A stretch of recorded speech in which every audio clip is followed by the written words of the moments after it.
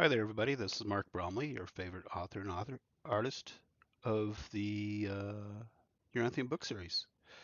Yes, I wrote that book, and today I am showing you where the artwork comes from for like the book cover. This is the actual drawing that I did.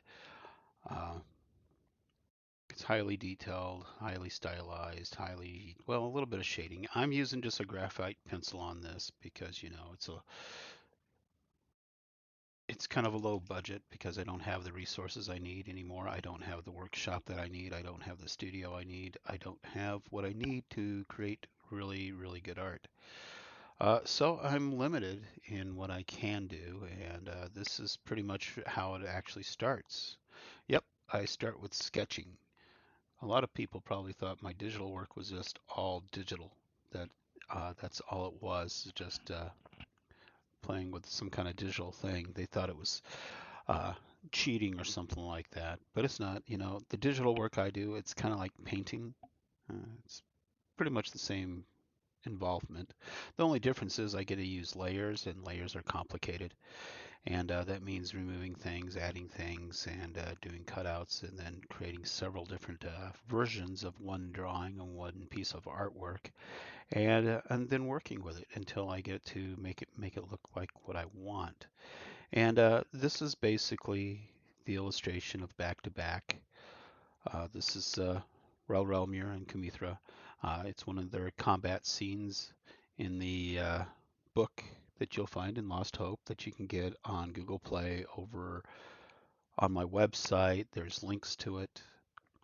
And you can also go to my Gmail and send me emails if you want to commission some work through me and get something else done or do even book covers for yourself. I could do that too if you needed a couple of book covers for that. For your own book and you like my art style, you like the RSI art style for your own book. I do various different types of actual paintings, so my art style is always changing, always emerging into new aspects of creativity and thought. Some of it is more painterly, like on the paperback book, The Rescue Swimmer. That one is an actual colored pencil drawing that ended up on the book cover. So, and it's pretty large. It's a pretty big piece. I think it's like 3 by 4, like yeah, probably 3 by 4. Yeah, something like that. Anyways, that's done on a board, and yeah, I do these really large pieces that And the reason why I do large is because I'm going to shrink it down to small so it looks like a higher resolution image without having to have access to the vector graphic tools that I need. If I had the vector graphic tools that I need, if I had a higher power computer with a higher graphics card, a bigger memory, there's a lot more stuff I could actually do with my digital work. Right now, my computers that I use, the programs that I use are being overtasked, so that layering effect that I do in these pictures is really complicated and eats up a lot of memory. I can't tell you how many times I've crashed my own computer creating my artwork because I've scaled it up so large that the computer can't can't do all of what I want it to do. So I have to scratch an idea to replace it with another. So yeah, if you can help me out with my book series and help me out with my art, if you can come over and like my artwork here and get some posters of it. I make posters. Yeah, just request the poster. If you like a book cover, I'll make a poster of it. It's not that hard. It's pretty easy for me to do. I'm getting pretty skilled at being able to do that. And anyways, it takes resources to actually get things done. Now, there's a bunch of freeloaders, exploiters, and moochers that want to make money off of my work, but they don't want me to make money. They just want slavery. There's a lot of that happening within the animation industry. I hear overseas a lot of the animators are forced into dismal, poor living conditions, working conditions, and they work unbelievable hours, and they are mistreated. They're abused, and they're not paid. They're not compensated. And there's a whole bunch of people in suits at the top of these companies receiving all the benefit from the work. You know, here in the United States, I ran into the same thing. I ran into like city council members that think that every single person owes them for being on city council. Nobody owes them a damn thing.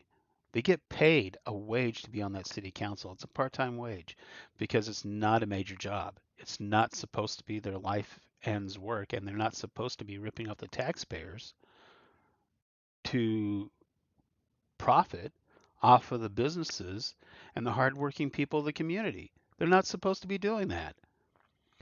And that one person that's on the NERA board, which is supposed to help businesses in blight, attacks businesses. Like I said, I had a couple articles where they stole my artwork. She's made threats online on Facebook, and I kept those on file, where she was trying to threaten any of my creative works in the future that she's going to just steal them and stuff. And she works with the financial systems, the banks. Can you imagine? You wonder why people don't trust bankers and they don't trust banks. They won't go get loans or anything for businesses because they can't trust the people making them, especially if they have the idea that everybody owes them for doing nothing, just sitting in a chair. Yeah, people don't owe these people anything. But they owe me. City of Northglenn owes me. Adams County owes me for stealing my artwork. They do owe me legitimate payment for my services. I mean, they stole my ideas, and that's enough to say that yeah, you owe the artist something because it's their idea. If they're inspiring you to some extent, you do owe them something. I mean, when I see something interesting that I like and stuff, and I try to imitate that. If I was a wealthy enough artist, yes, of course I'd pay all my models and stuff like that if I had the money to do that because yeah, they inspired the drawing of imagery and stuff like that. So why not? We would fund that. We wouldn't hold back on that. If I had people that were actually helping me sell my book, promote my book, getting the sales in and actually helping me make a real decent income, yeah, I'd pay those people too. But don't come up to me and try to exploit my work. Don't try to demand things. Don't be all gangbusters because you think you're gonna what ransack me for some kind of paycheck that you didn't deserve. If you're gonna actually help me out with my books and you're gonna help me out with my art and you can help me get better equipment and a better studio, then you'd be an asset to my team. Of course you'd be hired. And that's the way it is. That's how I work. I'm a really good employer, really good boss. I know that business is one thing. Business only survives based on the revenue and the income that it can make in order to substantiate the workforce around it. And there are so many people that are so desperate. I can understand your desperation. I know life is hard, and but you know what? If it's my work, then I'm the one that has to get. I'm the priority on that work because it's my work. But if you want to help distribute my work, then of course I have to benefit in order for you to benefit. And if you can work with a mutually beneficial relationship and you can actually do that, then I guess we're crew for each other because that's what I'm looking for in my crew. People that can actually help out, bring Yoranthium into the future and not turn it into some kind of sloppy mess like Disney's turning movies into Hollywood's messing up its movies. And and just kill that wokeness. Get rid of that woke thing. Amazon's killing its movies, Netflix killing its movies. I mean, they only get like one season, then they're gone, and they have potential. They have good potential, and yeah, I don't want to see your anthem go that way. I don't want to see it turned into a shit fest, kind of like what they did with Obi-Wan. You seen that thing, Obi-Wan? What they did, that really cheesy snow speeder scene that they created. Yeah, I don't want to go that way. I don't want to go that cheapness and that stinginess and that awfulness and that exploitedness that happening in the industry. After all, Kumithra happened to be the only true princess in 2023. Out of everything that was created in 2022, 2023, at the end of 2021, and into 2024, Kumithra is the only princess in the Yoranthium book series. The only true princess. And she can backhand all the other princesses too. So she's awesome.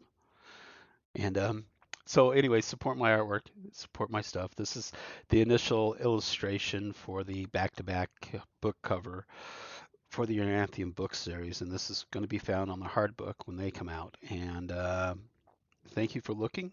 Thank you for listening to me. And if you like my work, give me a thumbs up. Join, subscribe, hit the bell, get told when I have new videos coming out. Because I talk about all sorts of weird stuff here. And those politicians that stole my artwork and stole my ideas and try to do damage or harm to the local community. Yeah, they watch my stuff because they're looking for stuff. They got some kind of crazy lawyer who thinks he's going to sue me for something, and it hasn't happened. It hasn't bore fruit, and it never will.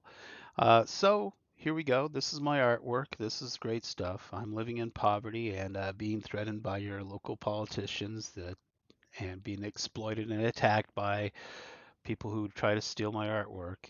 And I'm just showing you some of the basis of what I do. This is the basic work. I do the line drawings. I come in, I create the whole imagery, and then I start fleshing it out more and more as I work with it. It takes some time to actually create all this stuff because, an idea starts out as a simple line drawing, and then it starts to take on more shading, and over time, little details are added, and those details take a little bit of time to think of, hey, what's cool? What would this be? What would I put in this area? And how do I make that image come out? And you can see the difference between this piece and the final finished piece. And thank you very much for looking. I'm Mark Bromley. You have a great day.